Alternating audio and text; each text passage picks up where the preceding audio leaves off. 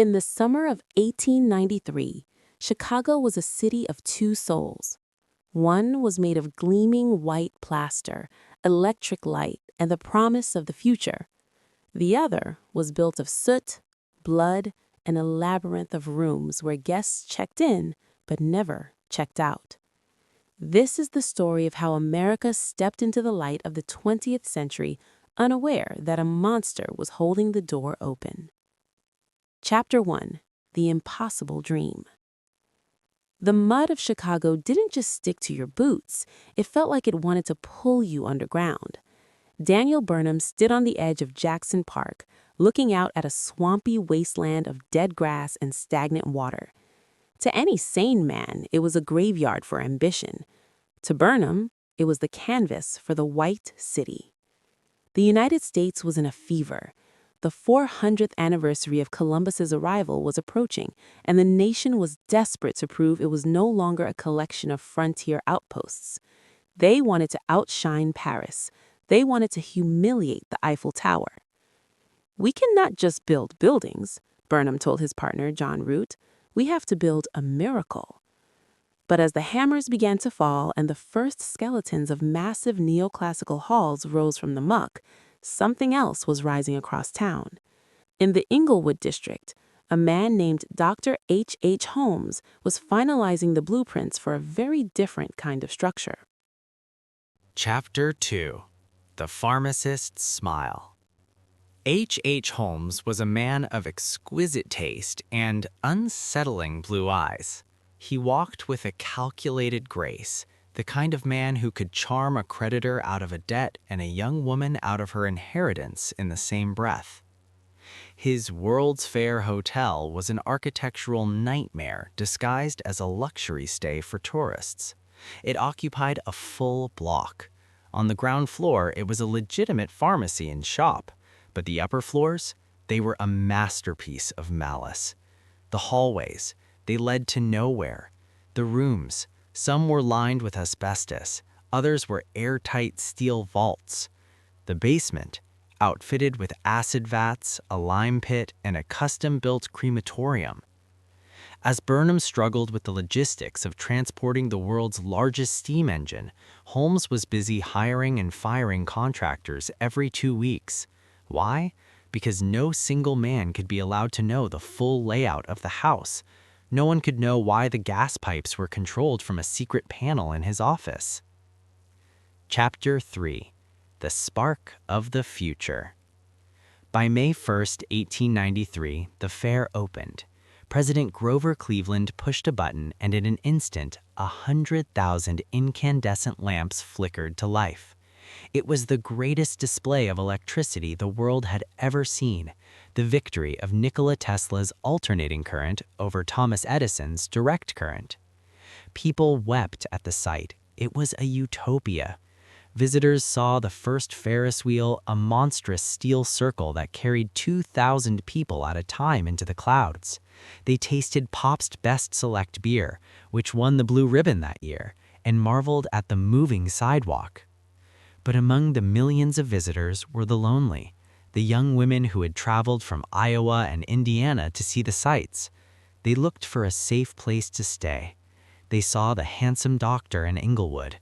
They saw his bright, welcoming hotel.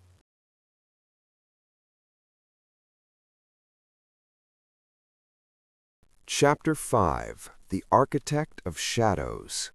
While Daniel Burnham was battling the relentless Chicago winds and a looming financial depression to keep his white city standing, H. Holmes was refining his murder castle.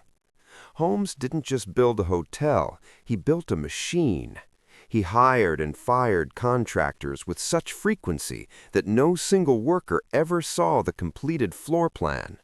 One carpenter built a wall that blocked a staircase. Another installed a door that opened into a brick wall. To the workmen, it was the madness of a wealthy, eccentric doctor. To Holmes, it was a security system. In the center of the second floor was his office. It was a room of mahogany and glass, but beneath his desk was a trap door. It led to a slide, a smooth wooden chute that bypassed the stairs and dropped straight into the basement. "I was born with the devil in me," Holmes would later write. "I could not help the fact that I was a murderer, no more than the poet can help the inspiration to sing." Chapter 6. The Lure of the Midway. The World's Fair was a magnet. It drew millions from the rural Midwest, young women who had never seen a light bulb, let alone a city of 1.5 million people. They arrived at the shimmering Union Station with cardboard suitcases and hearts full of Chicago fever. Holmes spent his days at the fairgrounds, scouting. He was a predator in a top hat. He would approach a lonely traveler near the Ferris wheel, that massive 264-foot-tall defiance of gravity, and offer a room at his World's Fair hotel for a fraction of the price of the downtown inns. He was charming, he was a doctor, he was safe. One such visitor was Minnie Williams. She was an heiress from Texas, lonely and looking for a purpose. Holmes didn't just want her heart, he wanted her land deeds. He courted her amidst the scent of Cracker Jacks, introduced for the first time at the fair, and the roar of the crowd. Within months, she was living in the castle. Within a year, she was missing, and Holmes was the new owner of her Texas estate.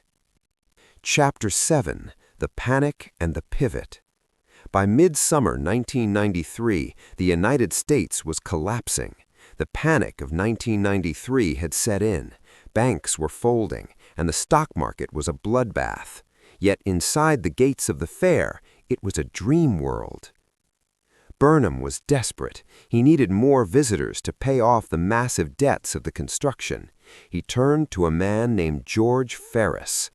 The Ferris wheel was the fair's Eiffel Tower. It was a gargantuan feat of engineering.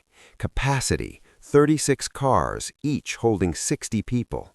Weight, 4,100 tons of steel. The experience, at the top, you could see across Lake Michigan to the horizon of the future. While the world rode the wheel and cheered, the shadows in Englewood grew longer. Holmes was no longer just killing for profit. He was killing to hide his tracks. His creditors were closing in. The castle was a labyrinth of debt as much as it was a labyrinth of death. Chapter 8. The Great Closing and the First Blood. The fair was scheduled to end in a grand blaze of glory on October 30th. It had been a miracle. It gave the world the Pledge of Allegiance, the zipper, and the dishwasher. It proved that America was a titan. But 2 days before the closing ceremony, a disgruntled office seeker named Patrick Prendergast walked into the home of Mayor Carter Harrison, the man who had championed the fair, and shot him dead. The grand closing was canceled. The White City, once glowing with 1,000,000 lights, was plunged into darkness. The flags were lowered to half-mast. The dream was over. As the crowds packed their bags and the Great Depression deepened outside the gates, the White City began to rot. The plaster peeled, the statues crumbled, and H. Holmes, sensing the shift in the air, set fire to the top floor of his hotel to collect the insurance money. He fled Chicago, but he left behind a basement filled with things the police wouldn't find for another 2 years. Chapter 9. The Trail of the Pinkertons. The story doesn't end in Chicago. It turns into a transcontinental hunt.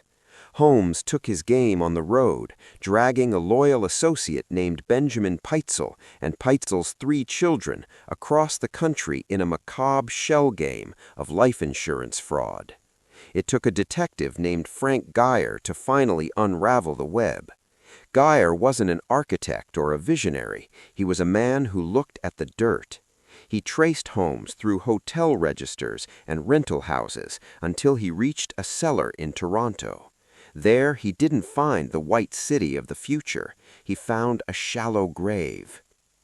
When the police finally raided the Englewood Castle in 1995, they were sickened. They found the gas pipes. They found the stretching rack in the basement. They found a jewelry of dozens of women who had simply gone home years ago. The fair had shown what happens when humanity dreams together. Holmes shown what happens when a monster dreams alone. Today, the site of the fair is a quiet park. The White City is gone, burned to the ground in a series of suspicious fires shortly after the fair ended. Only the Museum of Science and Industry remains, a ghost of the neoclassical dream. And the site of the murder castle? It's a post office.